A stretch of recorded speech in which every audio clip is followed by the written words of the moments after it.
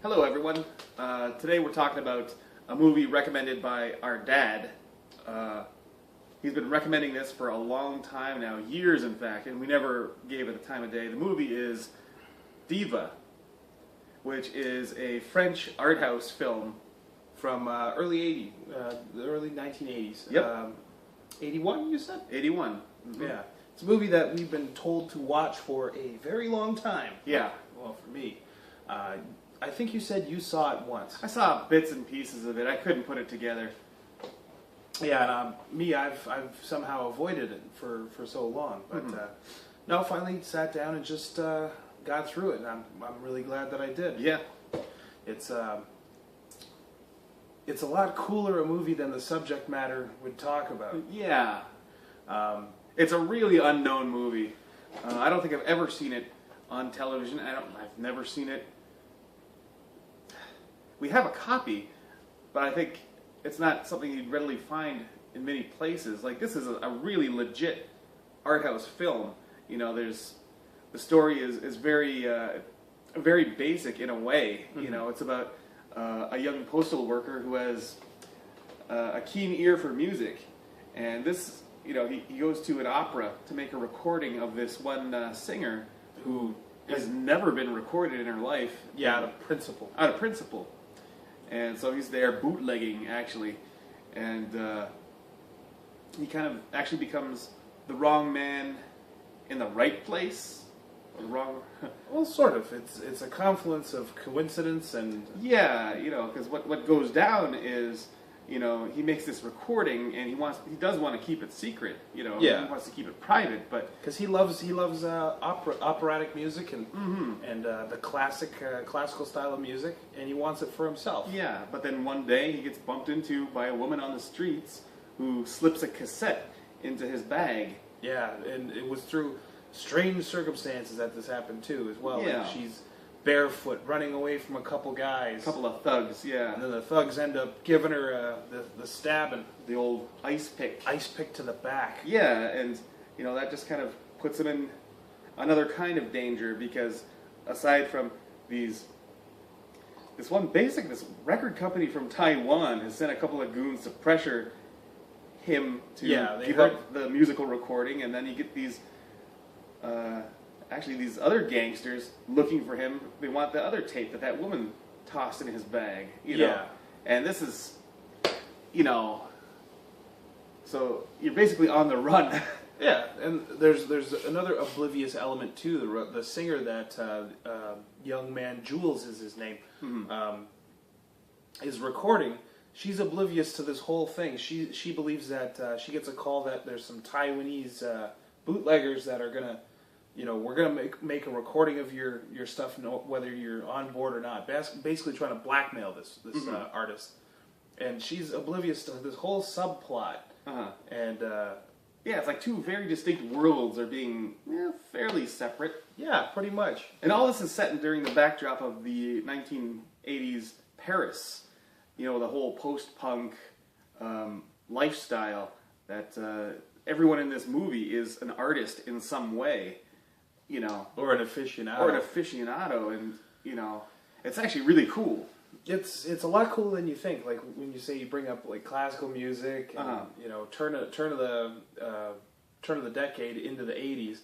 It could be a train wreck, but no, it's surprisingly cool. It's cool in a way that a movie like Drive is cool. Yeah, and you know, it's one of those things that really kind of impressed me is how understated everything is for the decade that it takes place. But, you know, that's looking back on the 80s now. You know, when anything's 80s inspired now, it's bright neon pink. You know, it's all these neon colors and everything is really cliched. Yeah, it's the same as like whenever in my day when I used to go to kind of like the theme parties, whenever they had an 80s party, it was horrible because that didn't look like the 80s at all. It looked like you know, commercials from the 80s. Yeah. No, this is a very, very nice look to it, and because it's honest to the decade it was moving into, it feels comfortable. Yeah. And it's not off-putting, and you don't need it. It isn't an object of the times, really. Not really. aside from the fact that they use cassette tapes and such like that, you could probably see this sort of thing happening nowadays. You could transpose that story pretty easily. Yeah. And that was the great part about it is very relatable characters. The one line that I like that they use to describe somebody is, it's somebody going through their cool phase. Yeah. And I like that because I think at some point in time, everyone thinks they know when they were their coolest. I don't think I've hit it yet. It's possible, but up to this point, you can identify your coolest point. Yeah.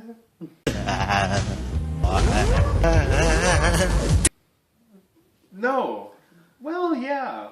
It doesn't matter, you have one. I had one, okay. That was a little while ago, but I think I could do better. Well, then it's time to start cultivating it by watching movies like this. 'Cause Yeah. This is a good grounding. There's people that care about things and they're passionate about things. You have professionals, you have artists. You know, nobody goes halfway in this. No, and I think that's, in a way, it's actually a really, really sexy movie in a way.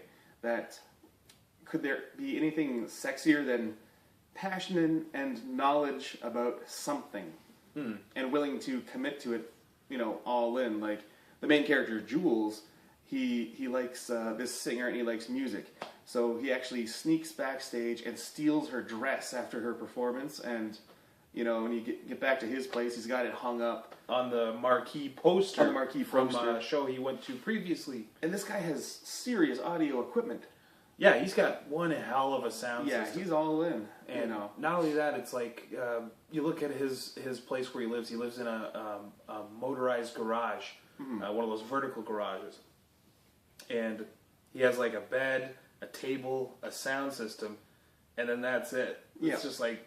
And a bunch of wrecked cars. Yeah, a bunch of wrecked cars, and then he just loves music so much that that's all he needs. It's a great it's a great little place, and it is a cool, you know, bohemian style way of living. Yeah, you know, it's kind of a weird thing because I usually write off that kind of lifestyle as being pretentious, but I'm getting a certain respect for it after seeing what can be done and how much love, and not necessarily I'm doing it for the image. You know, it harkens to the new minimalist movement. Like it seems to be something that's coming back after such a long time. Is, you know, bohemian is like destitution and minimalism out of necessity, and now people are choosing minimalist aesthetics. But that's because it cuts right to the chase. It lets you focus on one thing exclusively. What can you do without in your life? And that's one thing that kind of made me think about as I was watching this movie is, what could you do without? Basically, the only thing I need is Diet Pepsi. That's a good supply. I mean, you know, it gives you your carbohydrates to keep your body moving, and something to keep you refreshed in the summer days. Yep. Beyond that, And to look cool. Yeah, you know, that's what they used to say in the 80s, is Diet Pepsi was for cool dudes. Jeez, that seems like, I know it sounds like a joke, but I think you're right. At the time, it seemed legit. it was a good marketing thing because it worked on me. You know, I love Diet Pepsi, but if I had to say there's one thing I could not do without, it's probably.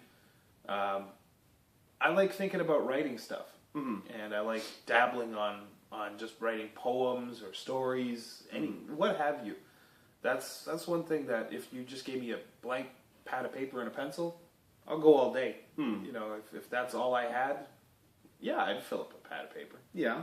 As much as I want to consider myself an artist, it's I guess a different form of creation. I guess that's my choice.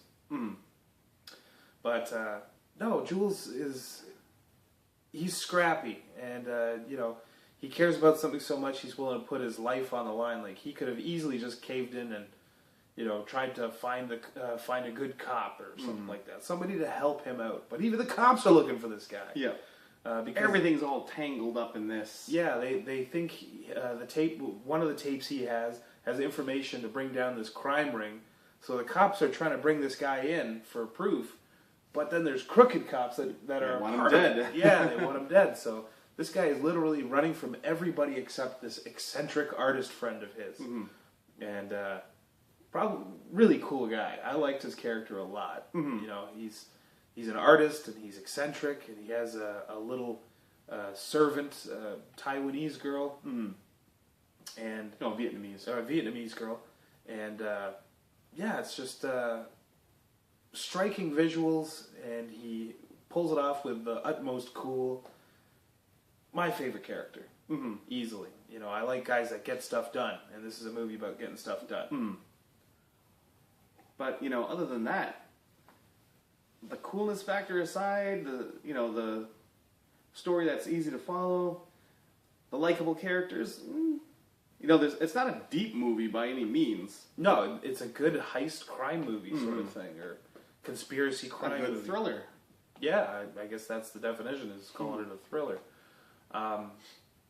It takes a lot for me to get up for movies like this, especially in the modern day. But this one, I found very easy to sit and listen to. I mean, I like the music. And I do like a bit of opera. And Klingon opera. Yeah, Klingon opera. But Oh, Milota, Keles Muta. That's about. Yeah, That's not that far off, actually. No, my God.